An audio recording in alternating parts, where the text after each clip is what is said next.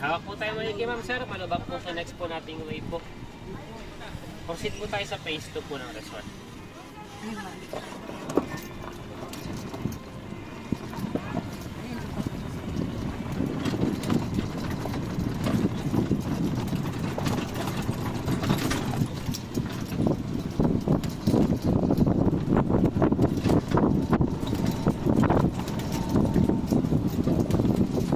Ito naman po ang Holy Rosary po in Stations of the Cross na nire-ready na po natin for Holy Week po. So, ang total area po kasi sa resort, meron po tayong lupa na 20 hectares pero ang nade-develop pa lang po is 7 hectares pa lang po. Bali, ang may-ari po nito ay 8 magkakapatid, Torres family.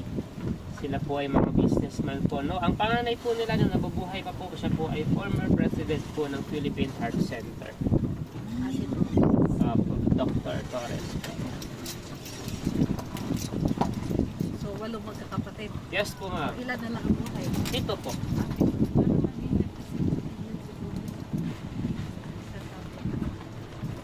Ayun, ganda oh. Ay, ang ganda.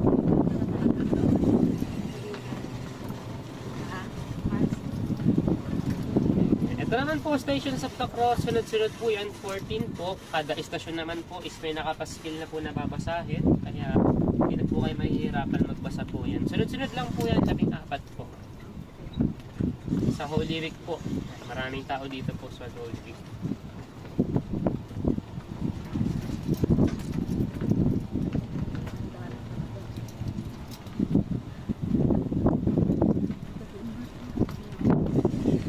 Okay po, next destination po natin, Christ the Redeemer, Rio de Janeiro, Brazil. Punta po tayong Brazil. Parating na tayo Mars ng Brazil. Kanina, Egypt. Yan nga.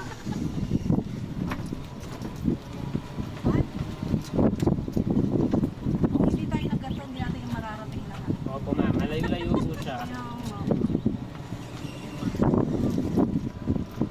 Oh, ito maganda. Yan, dito lang po tayo sa may hagdanan po pero sa lower area lang po, no? Para, kasi pag sa pinakataas po, maliit po kayo sa picture. Hindi po siya makukuha ng buo po.